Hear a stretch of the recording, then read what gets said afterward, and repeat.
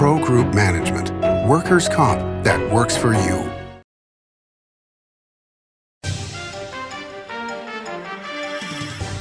Welcome to Nevada Newsmakers. On the broadcast today, coming to you from the Bank Saloon in Carson City. Steve Yeager joins us. He's the Speaker of the Nevada Assembly, here for the whole show on an all-new Nevada Newsmakers. Love and luck are in the air at Carson Valley Inn. $1,000 winners guaranteed every drawing night. Up to $7,500 every Saturday. And $15,000 in grand prize giveaways Friday, March 31st. It's the Love and Luck giveaways at the Carson Valley Inn. The Nevada Builders Alliance has been protecting the interests of the construction industry for over 50 years. Our programs save members thousands of dollars every year and allow them to provide much-needed benefits to their employees. Our industry also allows Nevada to grow. If you're thinking about a career in the construction industry, reach out. And if you haven't thought of a career in construction, what are you waiting for? We are the Nevada Builders Alliance. Big R in Sparks is located on Bering Boulevard next to Smith's and across from Reed High School. It's a 50,000 square foot hardware store and a whole lot more. It's huge with clothing, power equipment, tools, and of course, hardware. Big R is located on Bering Boulevard in Sparks next to Smith's and opposite Reed High School. Big R, hardware, and a whole lot more. When in Carson City, Nevada Newsmakers records in the conference room at the Bank Saloon. Coverage of the 2023 legislative session is brought to you by Liberty Dental Plan, making members shine one smile at a time. Pro Group Management, workers' comp that works for you. The Regional Transportation Commission of Washoe County, your RTC, our community. NV Energy, proudly serving Nevada, providing electricity to 2.4 million electric customers. And by Nevada Builders Alliance, building a better Nevada. This is Nevada Newsmakers with host Sam Shad, a no-holds-barred political forum. Now, from the Nevada Newsmakers broadcast headquarters, here is Sam Shad. And back on Nevada Newsmakers, coming to you from the Bank Saloon conference room in Carson City, and we are delighted to welcome to the program, and this is the first time I get to call you this officially, the Speaker of the Nevada Assembly, Steve Yeager. Congratulations, by the way, on that. Thank you, Sam. It's always a pleasure to be with you. I don't know how many times we've done this, but as you said, the first time as Speaker, so thanks again for having me. What was it like when you first realized you were literally going to be Speaker? It was a little surreal. I mean, it's a huge responsibility. It's a great opportunity, but I still think it hasn't sunk in. When I walk into the building every day and I see the leadership office and it says Speaker and it has my name on it, it's a bit surreal. So I don't know that it's sunk in, but maybe it will by the end of session. Okay, so in the past you were chair of Assembly Judiciary. Now you're a member of Commerce and Labor, Legislative Operations and Elections, Ways and Means. All powerful committees, to say the least. Do you miss Judiciary? I do. I miss Judiciary a lot. So Ways and Means usually meets in the room right next to Judiciary, and I'm often caught popping my head into Judiciary, and the committee members that are there get a kick out of it. But I do miss the policy of that committee, and obviously being on Ways and Means instead is totally different. Very important committee, but instead of getting into policy on the real policy side, you're getting into numbers policy and spreadsheets, and so it's been a great learning experience. I miss Judiciary. What I don't miss is chairing an 8 a.m. committee 5 days a week, because that was a lot of prep work. Yeah, to say the least. One of the bills that's dropping today from you is about the real estate transfer tax. Explain what the problem is as you have perceived it and how you want to fix it. Yeah, great question. So your listeners might remember there were some stories over the last couple of years where there were some really big transactions involving land and casinos, in particular on the Strip. And the way that those transactions were structured, they didn't actually have to pay the real estate transfer tax, which normally you have to pay when you're transferring real estate. Nothing illegal, but there was a loophole in the law, so they were structured in a way to get around that. The consequence was a lot of that money goes to really good programs, one of those being the Affordable Housing Fund. And affordable housing is a huge concern here. So the bill that I'm doing is going to fix that loophole. So really, no matter how you structure the transaction, you have to pay that. I don't know exactly how the language is going to look. I told the legislative lawyers that that's what I wanted to accomplish, so we'll see how the language comes out. But I think in the end, that's going to be really big for local communities and for affordable housing. Okay, so if somebody, for example, sells a $4 billion property, what would that end up being in terms of the tax? That's a great question. A lot of money, I'll say that. I mean, these are some of the largest transactions, probably the largest transactions we have in our state. Everybody pays this tax, even normal home buyers who are buying a home. But those transactions are in the hundreds of thousands, perhaps. These can be in the millions or the billions. So I don't know a precise number, but it's significant, and especially when we're looking at being able to fund affordable housing projects, this is a huge source of income. So this actually there's a housing working group in the state that is in statute, and this is one of their recommendations was to fix this over the interim. So I'm happy to be able to carry it, and hopefully we'll get it out today, and we'll get it up and down quickly, and just have that loophole taken off the books. I was having a discussion with somebody the other day about what Tesla is doing in Austin, Texas. They're bringing in Airstream trailers to be able to house people. Is that something that you've thought about in terms of what we can do in the interim before affordable housing is built? Yeah, I think Tesla's doing that, and maybe it's not Tesla, but there are companies I think that are doing that up in the Trick site up here in northern Nevada. I remember there's a bunch of trailers there, and maybe those were brought in by the workers themselves. But I think we have to look at all available options. I hope we don't have to do that. I mean, we have got to turn this ship around to be able to have adequate housing, but we have real struggles, particularly when it comes to recruiting state workers, when it comes to recruiting teachers. If you can't afford somewhere to live, how are you going to make that happen? So I think that's certainly an option, but my hope would be that with some of the housing bills we have coming out this session, we start looking at a two-part solution, which is one, building up instead of out. And a lot of that is local zoning that we need to change, but then also actually, planning for the future, which we've done over the past couple of years to have more affordable housing units come online, but it just takes time for those projects to get penciled and constructed. Dina Titus, of course, was famous for the Ring Around the Valley many years ago. Tick Segablum has been saying for a long time he doesn't want to see expansion, he wants to see going vertical. So, you're in tune with those. But when you look at the growth in Southern Nevada, I mean, everything's being put in place from Apex all the way down to that Gene area.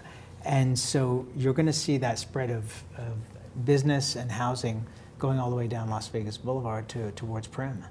I mean, I think you are, and a lot of those are local decisions that are made on the county or city level. But we have to look at, when we're doing those projects, can we build up? Can we change zoning? Because, we need higher density in some of these places. When we started on these, when the growth started in the valley, particularly in Las Vegas, I don't think anyone foresaw what would happen. We would have just millions of people, hundreds of thousands of people, I guess, flocking to Southern Nevada. So we've got to have that be part of the solution. But it's a tough conversation to have because, people that are in their houses now generally like their communities. They don't really want higher density housing. But if we're going to solve this problem, we've got to have all of those things. And deal with the reality that Las Vegas is a big city. It's a big city, for sure. It's a city that struggles with water. It's one of the, Nevada's the driest state in the country, so that's a real concern as well. That's probably a larger conversation than we can have today, but I think when you're talking about growth and what that looks like, I mean, you've got to be able to plan for that. So I'm hopeful that some of the legislation we're doing this session will give local governments more authority to be able to do variances for zoning to build up instead of out. One of the bills, and I went through the list of your bills on your website just because I thought that was a great jumping off point for discussion. You've got AB 77, which revises provisions governing economic development. What does that actually turn out to be? Yeah, really exciting. So what this does, it creates an Office of Entrepreneurship inside the Governor's Office of Economic Development. And so what that office would do is just focus on new businesses that are 5 years or younger here in the state, and provide all kinds of support for them to get up and running.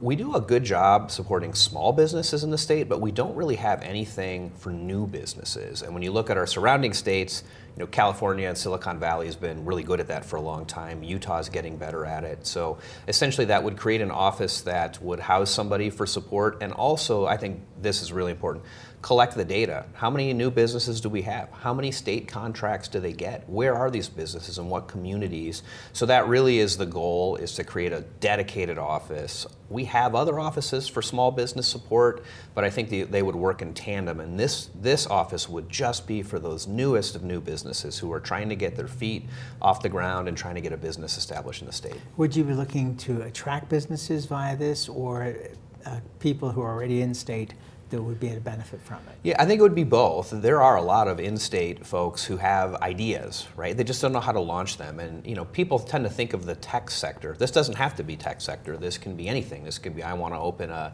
dry cleaner. I want to open a donut shop down the street, what? Right? and so I think that would be helpful for folks here. But I also think when people are looking to relocate, right, one of the benefits of Nevada is our low tax status. So we are, like it or not, we're getting a lot of folks coming from California. And so I think if we have this sort of culture, that could attract those people to say, look, I don't necessarily want to start my business in California because startup costs are really high. I'd love to start it in Nevada, but I don't really know how to do it or where the support is. So my idea would be we would have both of those things happening. Have you discussed this with Bo Bernhardt? He's now Director of Economic Development for UNLV, but also runs the Blackfire Center. Have you had discussions with him about this? I haven't had discussions with him in particular, but I have discussed it with GoEd, and they are generally supportive of the idea. So I think Bo would be as well. There are some challenges with the bill. It creates a new division in in the Governor's Office of Economic Development. So it's going to have a stop in the Ways and Means Committee because it'd have to be funded. So I'll have some time to do that conversation. I think the bill came out of committee, but it's going to sit in the Assembly for a while. So it's a great suggestion to talk to him, because I think anything we can do to have organic, local grown businesses here or bring them from other places is just a benefit to the state as a whole. Particularly, we're always talking about diversifying the economy. This is a great way to do it. You brought up the governor. Let me ask you, what is your relationship like working with the governor so far? I think we have a very positive relationship. We communicate on a regular basis. I think we're getting to know each other a little bit, right? I didn't really know him that well. I've interacted with him over the years a little bit, and I think he would say the same. But so far, I think it's been productive. We have an open line of communication. We try to talk things out. Truthfully, we haven't gotten to a lot of the contentious issues because I think those bills are still coming probably today. But I'm encouraged by that open relationship. I think we will agree on a lot of things, and there are some really important things we won't agree on, and I think we'll be able to work through those. Okay, you brought up the word contentious bills, or phrase contentious bills today. Give us an example of some of those. Yeah, there's a few, and these won't be any surprise. They were ones that the governor talked about in his State of the State. So he's going to have an elections bill, I think, that probably tries to scale back on some of the access to the polls that we've done over the years, mail-in ballots, those sort of things. I mean, that's going to be contentious. That was a signature priority. There are going to be bills around vouchers and taking public money, giving them to private schools. I think that's tough for a lot of my colleagues. And then there's going to be a criminal justice bill that I think is going to look to try to scale back or repeal some of what we did in Assembly Bill 236 from 2019. So I think those three in particular are probably going to be contentious in the sense that they're not going to come over to us and everyone's going to say these are great bills, we should pass them. There'll be a lot of work to do if we're going to be able to get those bills passed. Okay, so criminal justice reform, we've talked about that, you and I, many times on this program. One of the things that has come up in my discussions with others, especially DAs, is that they weren't against the criminal justice reforms. They just were concerned about the funding for those, that they didn't have the money to go through with those. Are you looking to be able to provide funding to help the DAs on a local level? So one thing I have a bill that I introduced that I'm really excited about because to your point, the whole philosophy behind the criminal justice bill was we save money by reducing the prison population, not building new prisons. But we take some of that money we save and we reinvest it in the system. That's the justice reinvestment. Well, we've never reinvested, and part of that was we had the pandemic happen, so there wasn't any money.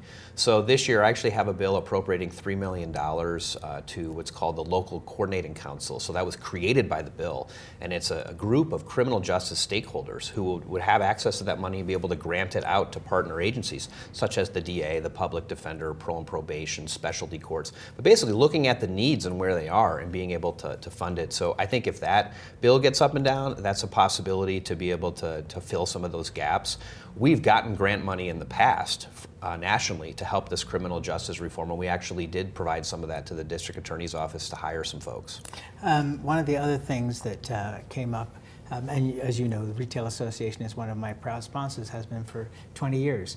And they've been very concerned about retail crime. We've seen it on an extraordinary level in Northern California, but it's occurring here in Nevada as well. What are your thoughts on that, and perhaps changing the level at which somebody gets prosecuted, the dollar figure? Well, right, the level was very heavily negotiated. The level that was started in the bill, came down to a point where everyone was okay with it. And the idea there was, if you have a one-time sort of low-level offender, shouldn't be a felony.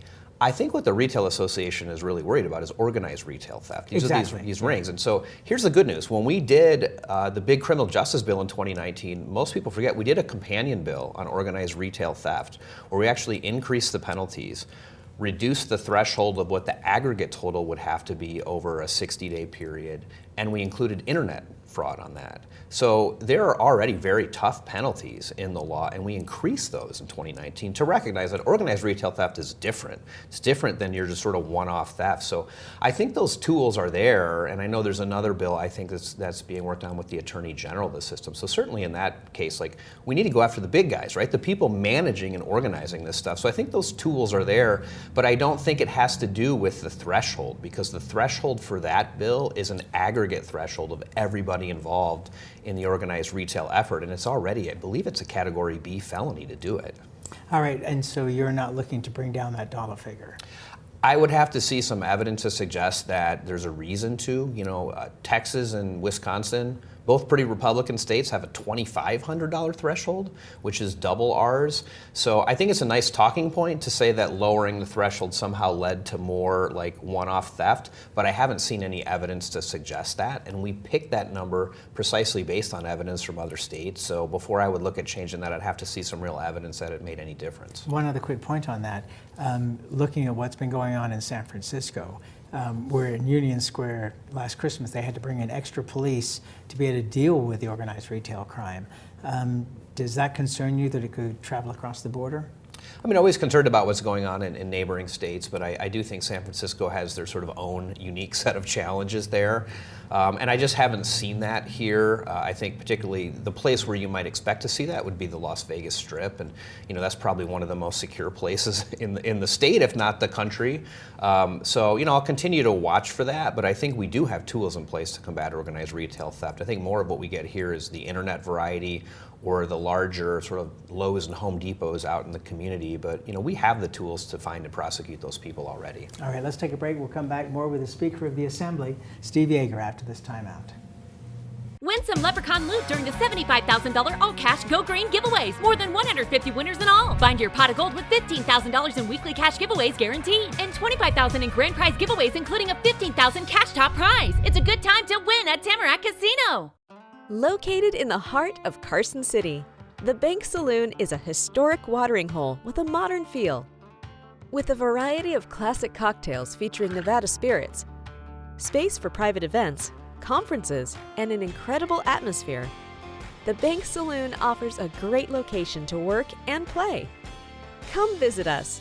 Located at the corner of 5th and Carson, we'll save you a drink.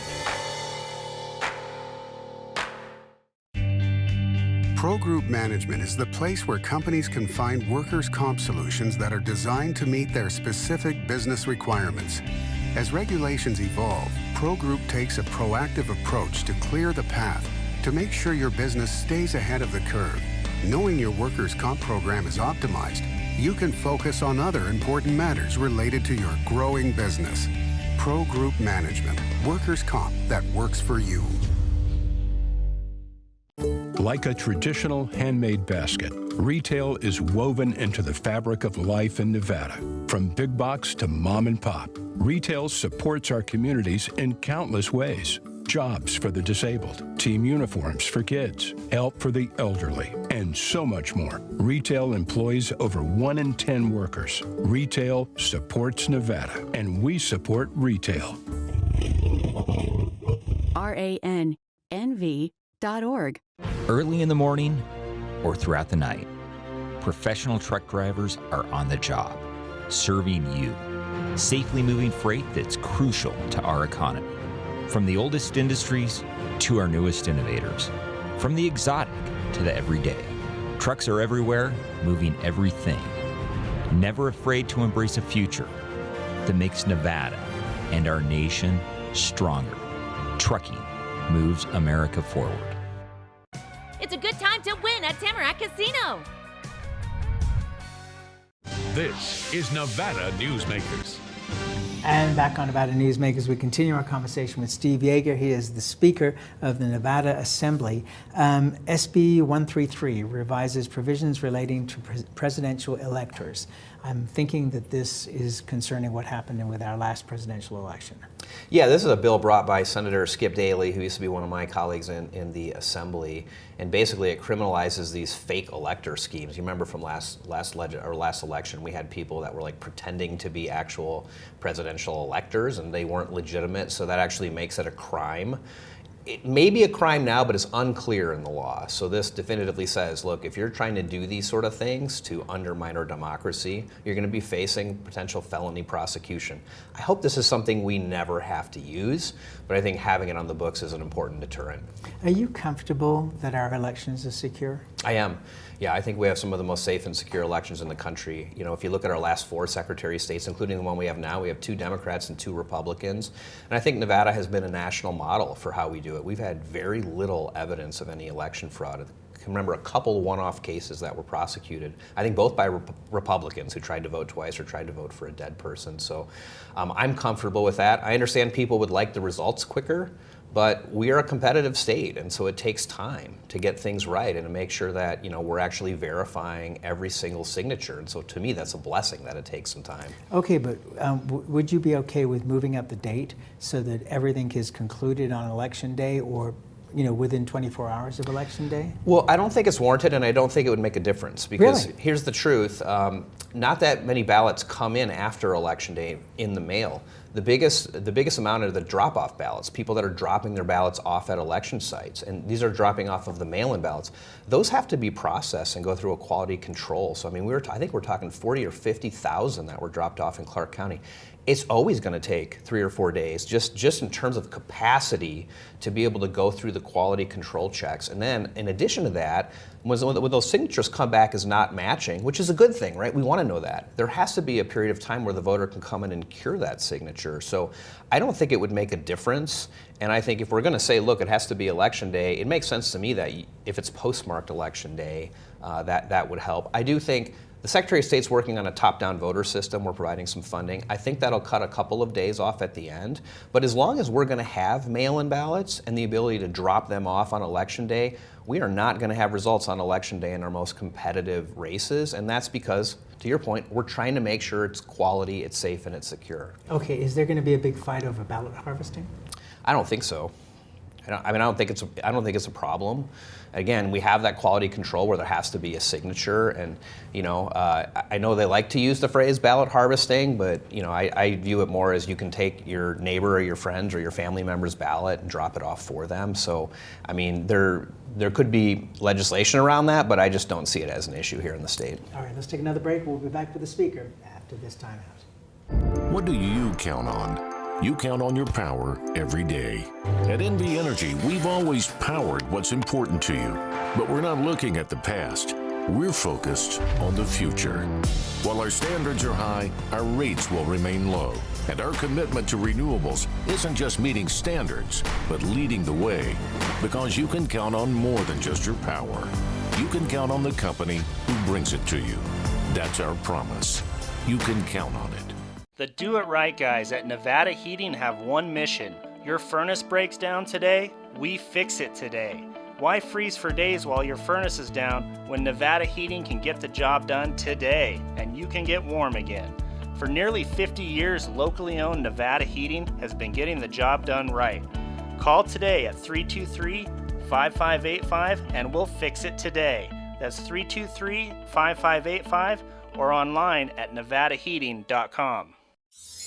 Imagine a magical garden that feeds Carson City's hungry and homeless, teaches our high school students agriculture, creates hanging floral displays to beautify downtown, and yet charges nothing. It's not magic. It's the Greenhouse Project. It's real, it's growing, and it needs your help. Go online to carsоncitygreenhouse.org so together we can grow it forward. As you know, Reno is booming.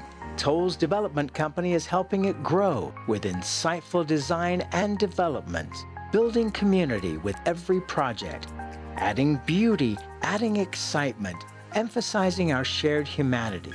Reno is becoming bigger. Toll's development is helping it become better, more livable, more enjoyable. To learn more, go to tollsdevelopment.com. tollsdevelopment.com. This is Nevada Newsmakers. And back on Nevada Newsmakers, we continue our conversation with Steve Yeager. He is the Speaker of the Nevada Assembly. Marijuana, you've got a couple of things coming up regarding marijuana. Lounges are moving ahead in Clark County. We had the mayor of Sparks on the program just a couple of weeks ago. He says, no way, Jose, that he wants, that's my phrasing, marijuana lounges, because he's concerned that police or fire could go into those marijuana lounges, be contaminated with the smoke, and then not be available for work. Give us a quick roundup of where we are with marijuana. Well, I have to tell you, we call it cannabis now, Sam, so we don't say marijuana anymore. We changed that in statute, but yeah, lounges are about ready to launch, right? It's been a longer process than I thought. I thought we'd have some open already, but I think it's been a thoughtful, methodical process. So I think we'll see the first ones open probably in Las Vegas, maybe middle of the summertime. And you know, it was always important to me to say local control, and that's the case with cannabis in general, right? If local governments don't want them, they don't have to have them. So certainly respect, you know, Sparks Mayor's decision not to have them. I think what you're going to see though is they work. When we have them open up in Clark County, that we're not going to have those kind of concerns. The regulations that are put in place very clearly address this issue of like secondary exposure. And keep in mind that not every lounge is going to have people smoking. Some lounges have other ways of ingesting, which of course you don't have that issue with sort of the secondary effect. So, you know, I think all of those issues have been ironed out, worked out, discussed in front of the Cannabis Compliance Board and the regulations, and then the local governments can add on to those. So I'm really looking forward to having the first one open and seeing how this works. And I think in a place like Las Vegas, it makes a lot of sense. I don't know if it makes sense in Sparks, but that'll be up to them to decide. And that's where we have to leave it. Thank you so much for taking the time out of your incredibly busy schedule to do this. We always appreciate you being here, and we're really thrilled that you're Speaker of the Nevada Assembly. Thanks so much for having me, Sam. I appreciate it. And we'll be right back. Save money and take transit. Did you know you can ride the bus all day for less than what it would cost you for a gallon of gas? Plan your trip now by going to rtcwashoe.com. Hi, I'm Renee Summerhour, digital news anchor here at 7 at 7. Watch our streaming nonstop newscast immediately with your mobile phone. 7 at 7 is the new way for you to get every bit of local news you need in just 7 minutes. Breaking news, local neighborhood news, weather, and sports are just a click away. Reporters bring you all of what's happening in the Valley. From Roku, Amazon Fire, Apple TV, YouTube, and more. Get every bit of local news you need from the RJ and LVRJ.com. When in Carson City, Nevada Newsmakers records in the conference room at the Bank Saloon. Coverage of the 2023 legislative session is brought to you by Liberty Dental Plan, making members shine one smile at a time. Pro Group Management, workers' comp that works for you. The Regional Transportation Commission of Washoe County, your RTC, our community. NV Energy, proudly serving Nevada, providing electricity to 2.4 million electric customers. And by Nevada Builders Alliance, building a better Nevada. Thanks to the Bank Saloon in Carson City and the Builders Alliance for their help with our coverage of the 2023 legislative session. We'll see you on the next broadcast.